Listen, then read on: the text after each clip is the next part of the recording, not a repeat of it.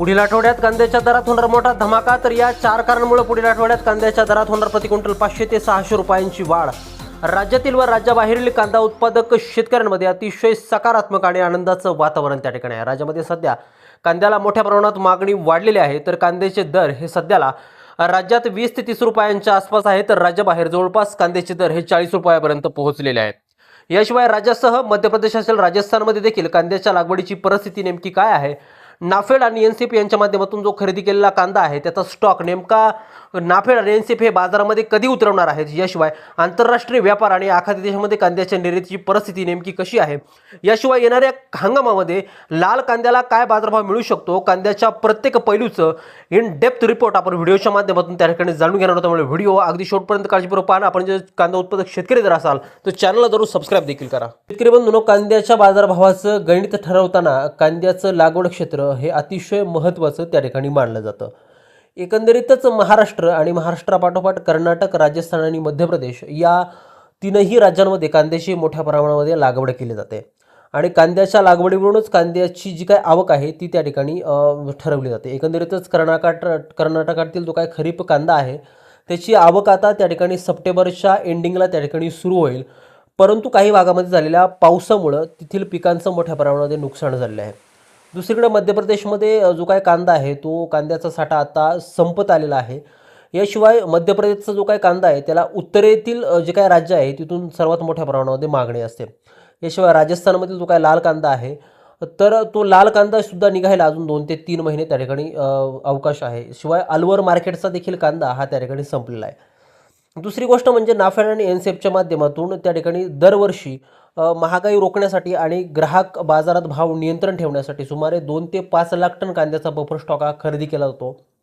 तो यावर्षीही त्या ठिकाणी केला गेला, परंतु हा जो काही स्टॉक आहे तो पुन्हा एकदा बाजारामध्ये त्या ठिकाणी आणला जातो। येत्या ऑगस्ट अखेर किंवा सप्टेंबरच्या पहिल्या आठवड्यात नाफेड आणि एनसेपच्या माध्यमातून कांद्याचा बफर स्टॉक हा टप्प्याटप्प्याने देशातील मुख्य शहरांमध्ये आणि घाऊक बाजारात त्या ठिकाणी पाठवला जाण्याची दाट शक्यता आहे।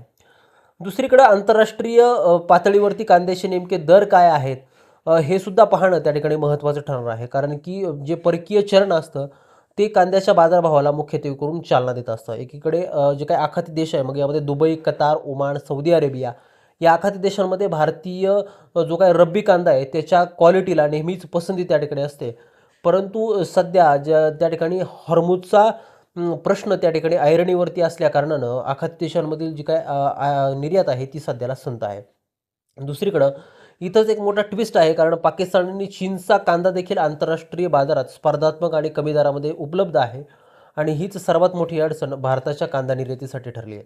भारताच्या कांद्याला आंतरराष्ट्रीय बाजारात साधारणपणे प्रति टन हे चांगले दर जरी मिळत असले तरी लॉजिस्टिकचा खर्च असेल, एक्सपोर्ट ड्युटीजचा खर्च असेल, या सर्वच व्यापारी धोरणांमुळे कांद्याची जी काय निर्यात आहे ती सध्याला संथ गतीनं सुरू आहे। दुसरीकडे आपण जर का पाहिलं तर क्वालिटी कांद्याला सध्या मागणी आहे। पावसाळ्यामुळे साठवणुकीत कांद्याची गळती आणि खराब होण्याचं प्रमाण वाढलं आहे, त्यामुळे चांगल्या दर्जाच्या सुक्या आणि गोळ्या कांद्याला सध्या पुढील आठवड्यात चांगली मागणी राहण्याची शक्यता आहे। जो काय ओला आणि डागी कांदा आहे याच्या भावामध्ये घसरण पाहायला मिळू शकते।